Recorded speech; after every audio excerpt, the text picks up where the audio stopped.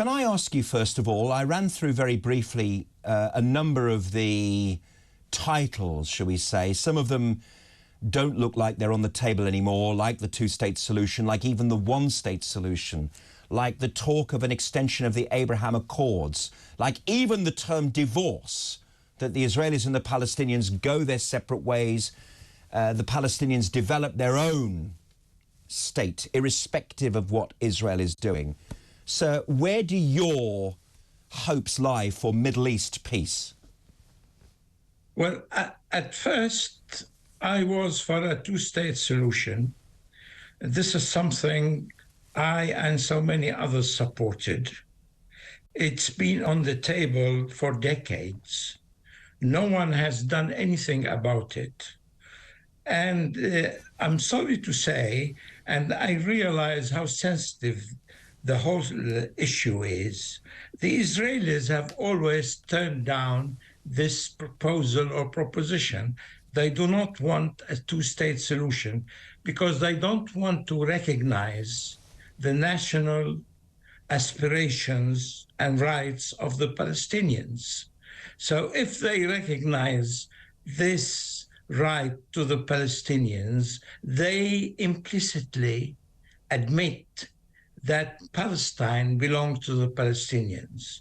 And in this sense, they have to return all the refugees which were driven out of their land in 1948, in 1956, in 1967, in 1973. And this is a huge problem for the Israelis to contemplate. So in this sense, I've come to the conclusion that it's probably best for the Israelis and the Palestinians to reach a more comprehensive solution, to think of a single state in Palestine, that small country which cannot actually be divided into two states, into two territories, ruled over by two separate communities. Youssef, what is Palestine? Can you just tell us what you say by what is Palestine? Just define what you mean by Palestine.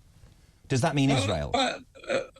Palestine includes present-day Israel, Gaza, the West Bank, and in the old days it used to include Jordan as well. But now Jordan is considered to be a separate entity. But historically, when we say Palestine, that is what we mean. You cannot actually refute this definition that Palestine Jordan, many people is this territory. Many people say that Jordan is the solution to the Palestinian conflict for the reasons that you say. The state of Israel isn't going anywhere. So the Hashemite kingdom of Jordan, which is largely a Palestinian entity in terms of its population, sir, could that be the solution? Well, it's not true that it's largely a Palestinian entity. That is, more than 60% are not Palestinian. And the ruler of Jordan, King Abdullah, is not Palestinian. He's Jordanian, originally from Arabia. So, but the Hashemites, which he is part of, are a minority, aren't they? And originally, when the United Nations wanted to solve the Palestinian problem, they excluded Jordan. They proposed partitioning Palestine into two separate territories, one Palestinian and one Jewish or Israeli. And that's what you should concentrate on. Jordan is out of the equation completely. It's a separate state. It's recognized by the United Nations. No one wants to bring it back into Palestine. Youssef, let me ask you, when the British mandate Palestine, which is not Palestine as defined by the Palestinian national cause, it should be noted. When that happened, immediately the Jews said, yes, we will agree to setting up a Jewish state. But the Arabs of the time, the South Syrians, this is before an identity that the Palestinians had. They said no, and throughout time they've kept saying no, whereas the Jews and the Israelis say yes. Youssef, what do you say to the constant rejectionism on the Palestinian side? This is a familiar Zionist argument that originally Palestine was inhabited by Palestinians. They formed the majority of the inhabitants of Palestine. So if you put a proposal to me that you want to take over my house, and I say to you, no, it belongs to me, and I don't want to divide it between you and myself, and I insist on my argument, you accuse me of being obstinate. You accuse me of being non-rational because I don't want to give up my house. The Palestinians thought of Palestine as their country. Why should they give it up? This is the wrong argument. Well, the first thing to say about that is that this is so unfortunate. Okay. And to me, as a historian living in the West, I keep hearing this argument, and I keep wondering why Westerners have this mentality. Where did they get it from? They don't use it in other aspects, only in this particular aspect, that they were rejectionists. Yes. What did they reject? Well, can I just point to a few facts here? We don't want to give up our country. Can I just say that the Palestinian narrative didn't actually begin in any sense until 1964, when Yasser Arafat, alongside Egypt, created the Palestinian cause. There were not Palestinians. This narrative has been created after the State of Israel. These are facts.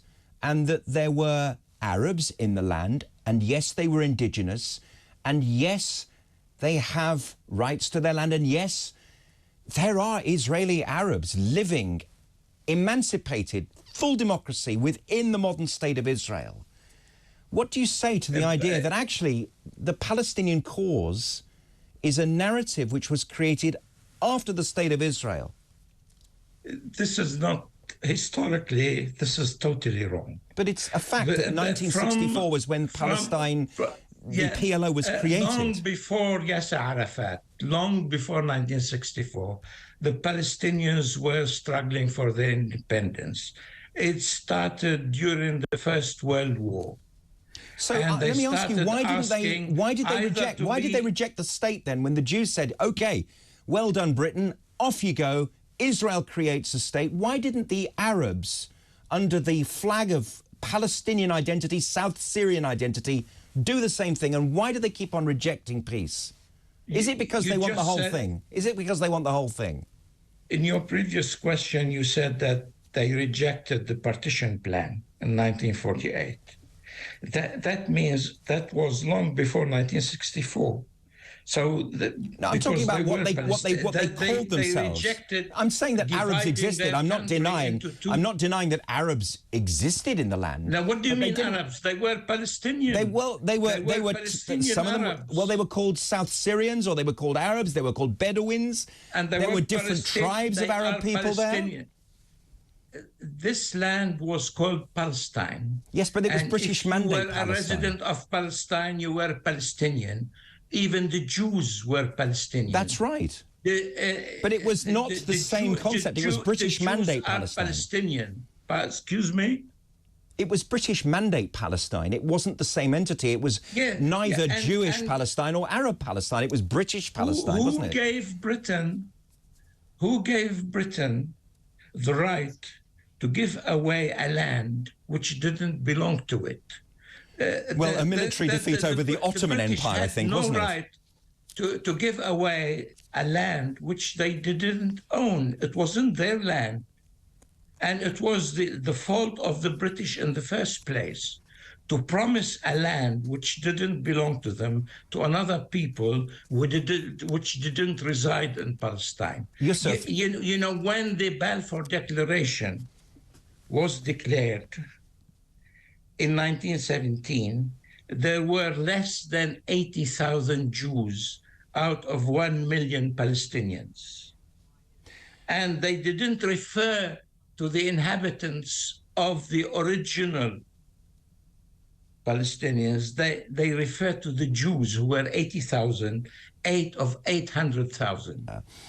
Youssef, you quoted in 1917 the Jewish and Arab populations. And I've been doing a bit of research because it's very important that we try and get facts right. There were 60,000 Jews in what was Palestine then, and there were 600,000 indigenous Arabs. By the 1930s, by the outbreak of the Second World War, and by the time of the final solution, the Nazis' terrible destruction of European Jewry, and indeed North African Jewry, their attempt, the Jewish population had swelled to about 500,000, with 1.2 million Arabs as well. No one, Youssef, is arguing with the indigenous rights to the Arab people within the State of Israel. There are Israeli Arabs living emancipated lives, Youssef. Why can't that be the model for a future where the Palestinians are embraced within the modern State of Israel? Why not? If you embrace all the Palestinians who were driven out of their country, but and don't call it Jewish state, it's Palestinian state, or give it a neutral name, but it's not a Jewish state. It's a state for Jews and Palestinians, both Muslim and Christian.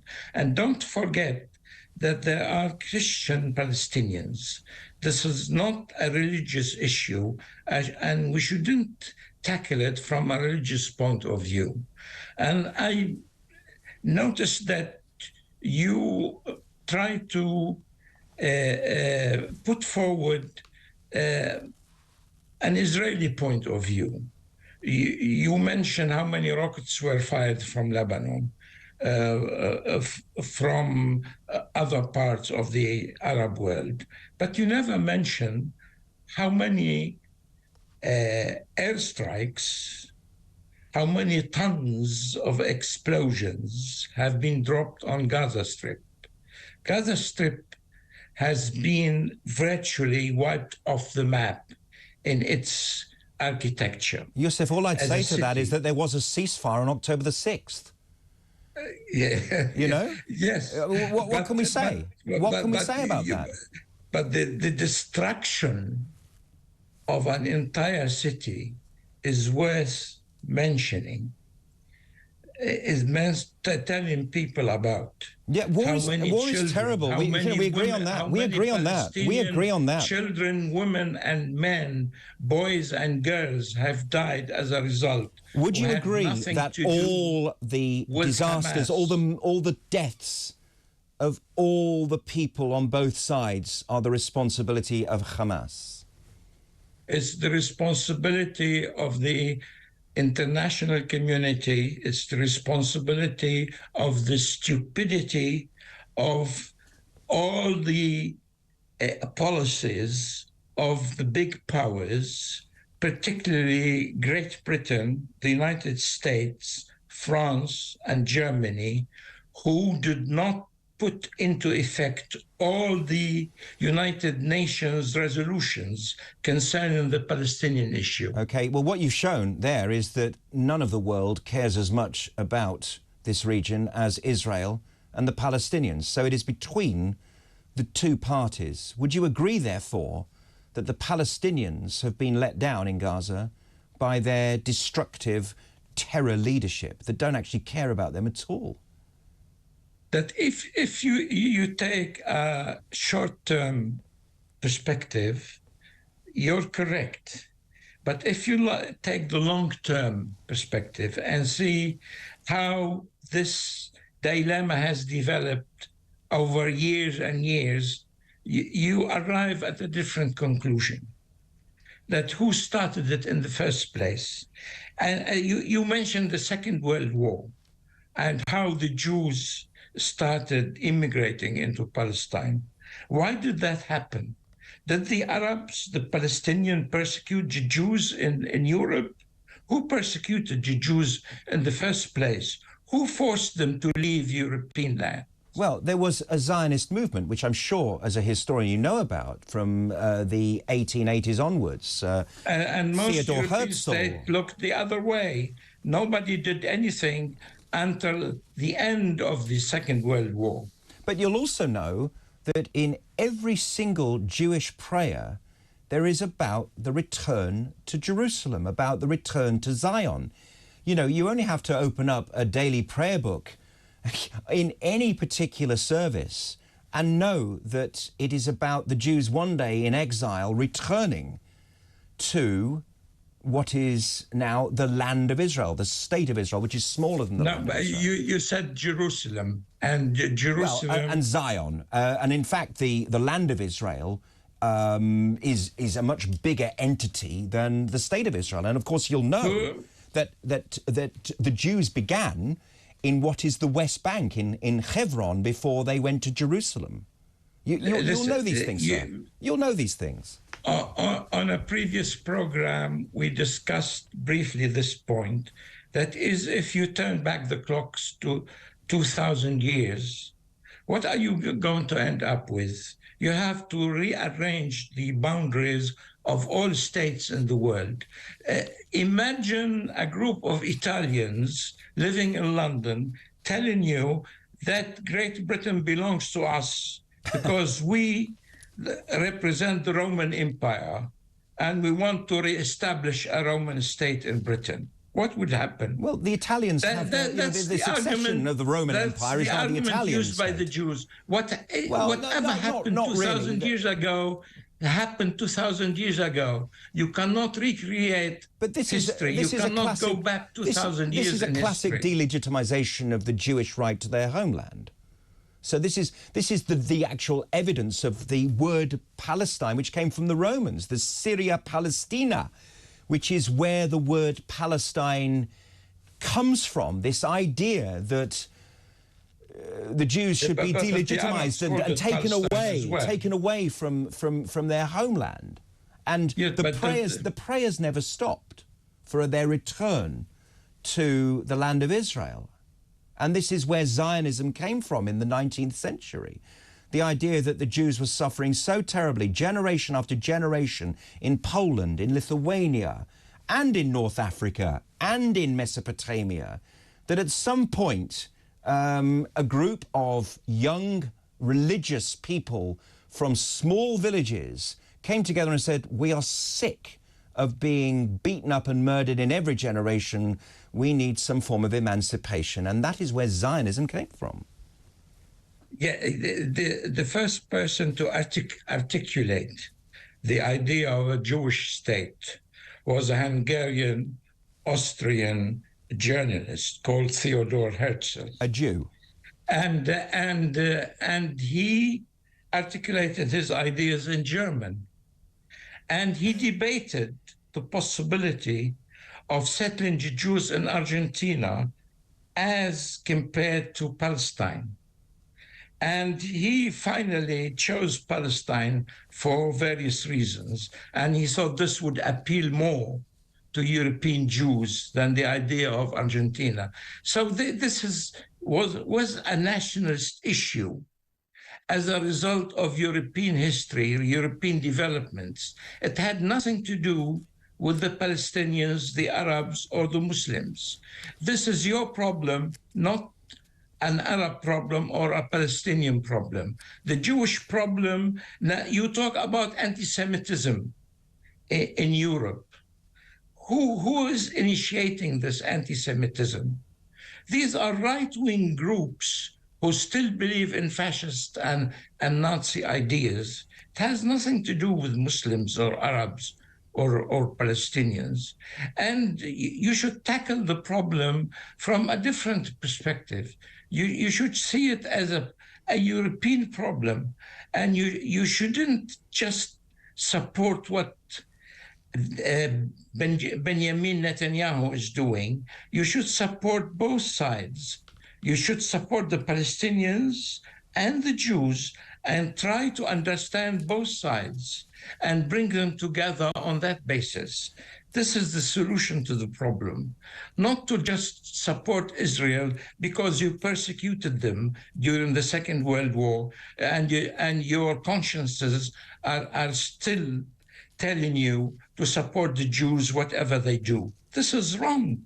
If a Jewish person murders another person, you don't tell me, look, this person suffered, his parents were in the Holocaust. This is the wrong argument. Don't use the Holocaust for everything. Well, I mean, okay, Dr. Youssef Choueiri, thank you very much indeed for your time. I think that you should declare, from a human point of view, a bit of more sympathy for the Holocaust and for Jewish suffering, as indeed there should be an acknowledgement of suffering on the Arab side as well.